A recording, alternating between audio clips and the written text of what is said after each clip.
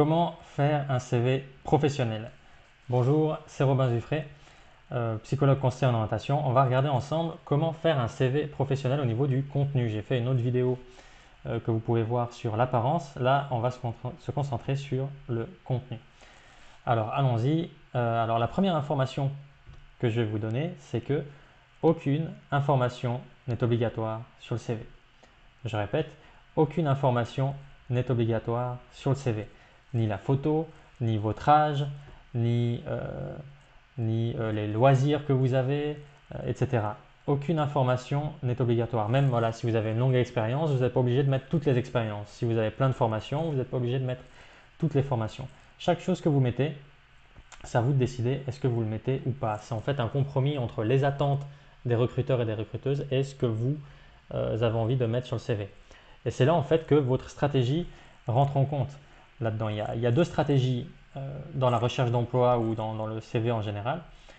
Qu'est-ce que vous faites de vos points problématiques en fait? Par exemple, une personne ou qui pose problème, je dirais. Voilà. Euh, Par exemple, une personne qui est plus âgée, pour elle, l'âge va être un problème parce qu'on lui a certainement souvent dit qu'elle était trop âgée ou voilà, quelque chose comme ça, qu'elle coûtait trop cher. Donc là, à partir de là, soit la personne peut mettre l'information sur le CV, mettre son âge, pour dire bah, au moins si je suis prêt en entretien, ce ne sera pas un problème. Donc elle préfère mettre l'information et augmenter ses chances de ne pas se faire prendre, mais au moins s'il y a un entretien, a priori c'est pas un problème. Ou alors c'est de dire bon ben je vais essayer de faire en sorte de cacher ça ou de ne pas vraiment l'écrire pour au moins avoir une chance de pouvoir aller en entretien, me présenter. Donc c'est deux stratégies différentes qui se défendent. Moi ce que je vous conseillerais c'est vraiment de minimiser les risques en fait. Donc réfléchissez à chaque information que vous mettez et si vous pensez que c'est une information qui réellement peut vous poser problème, réfléchissez. Est-ce que réellement ça pose problème? Parce que par exemple, si vous êtes plus âgé, ben, vous pouvez dire oui, je suis plus âgé, mais j'ai de l'expérience en plus. Donc, c'est pas forcément une information problématique. Après, il faut réfléchir à comment vous la présentez. Mais si vraiment il y a une information dont vous savez qu'elle est pas vraiment à votre avantage, je vous conseillerais de ne pas la mettre et voilà, pour maximiser les chances que vous avez d'avoir un entretien. Et plus vous aurez d'entretiens, plus vous avez de chances de décrocher le poste que vous voulez. Et vous serez meilleur, chaque entretien vous rendra meilleur, ce sera comme un entraînement pour la suite. Donc je vous invite à minimiser les risques et à vraiment réfléchir à chaque information que vous mettez sur le CV. Voilà. Donc quelques conseils généraux sur les informations. Moi, je vous conseillerais de mettre un titre sur le CV ou un objectif, par exemple vendeur, voilà, ou réceptionniste, ou peu importe. Soyez précis dans le titre. Par exemple, si vous n'êtes pas électricien, mais que vous cherchez un stage d'électricien, mettez recherche stage d'électricien. Mettez pas électricien, parce que vous ne l'êtes pas. Si vous le mettez, c'est que vous l'êtes. Voilà. Mais si vous avez un objectif, comme ça, au moins c'est clair, ça donne le ton de ce que vous cherchez. Droit en dessous, normalement, je vous conseillerais d'avoir une rubrique qualité et compétences, que ce soit les premières choses qui soient lues par les employeurs. Donc dans le premier tiers du CV, il faudrait que les informations les plus fortes soient mises parce que c'est ces informations-là qui seront le plus lues. Les informations qui sont sur le haut du CV seront plus lues que les informations qui sont dans le bas du CV. Donc mettez vraiment les informations les plus importantes. Donc là, de nouveau, réfléchissez quelles sont pour vous les informations les plus importantes. Si c'est les compétences, mettez-les en avant. Si c'est une expérience que vous avez eue, mettez les expériences en avant. Si c'est une formation, vous venez de finir un papier et c'est ça que vous voulez mettre en avant, mettez la formation. Mais en général, c'est souvent les compétences. Donc mettez les compétences en avant et les qualités. Voilà. Ensuite, je vous conseillerais d'avoir la même réflexion pour les expériences et les formations. Donc dans les expériences, mettez les expériences qui sont les plus pertinentes en haut. Mettez les expériences qui sont les plus pertinentes pour l'offre que vous faites en premier. Donc ce n'est pas forcément un ordre chronologique.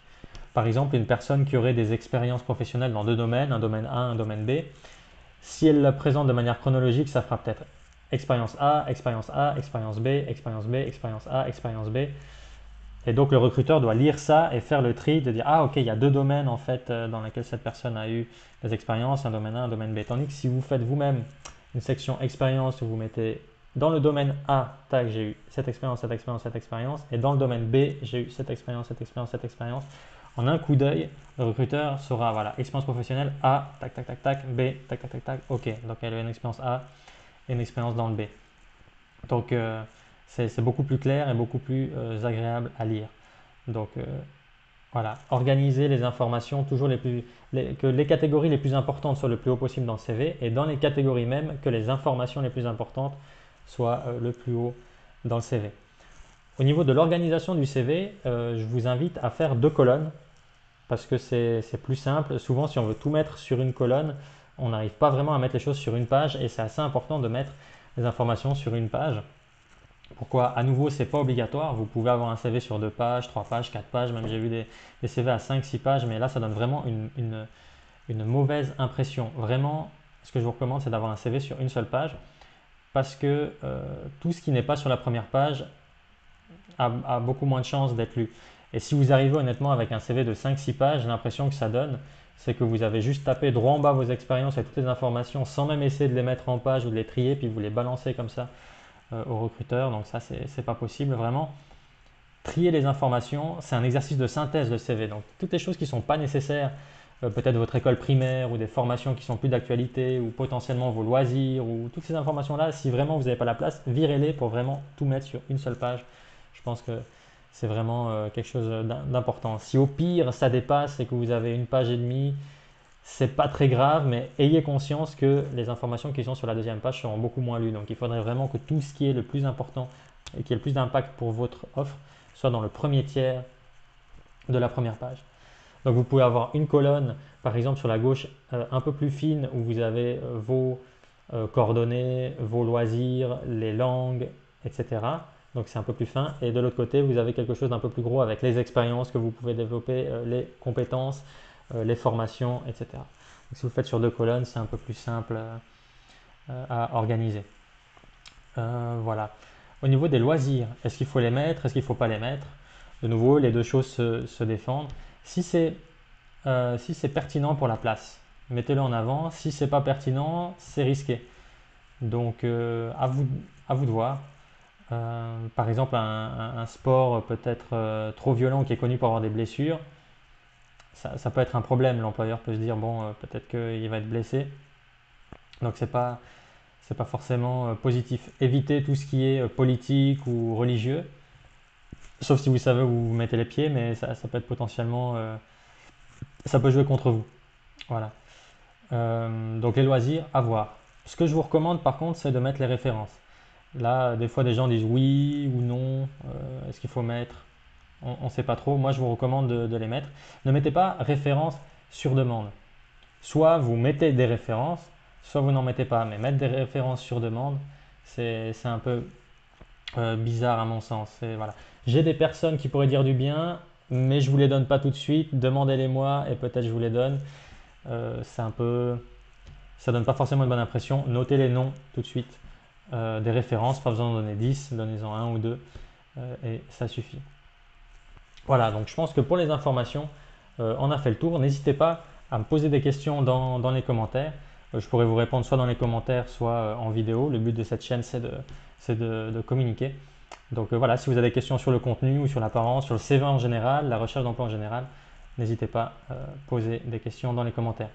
À ce niveau-là, j'ai créé un PDF si vous êtes actuellement en recherche d'emploi, les 42 caractéristiques de la postulation d'élite. Donc c'est une checklist où on regarde tous les points qu'il faut avoir pour avoir vraiment une postulation qui sort du lot. Donc on va parler de CV, ça parle de lettres, ça parle de recherche d'emploi et ça parle d'entretien d'embauche. Donc voilà, 42 caractéristiques. Si vous arrivez à les cocher les 42, vous savez que vous êtes prêt et que vous avez le pas d'avance, que vous avez vraiment fait le travail plus que les autres et que votre postulation va sortir du lot. Voilà, donc merci d'avoir regardé cette vidéo. Pour conclure, ne négligez rien, ne lâchez rien et ça finira par payer. À tout bientôt. Au revoir.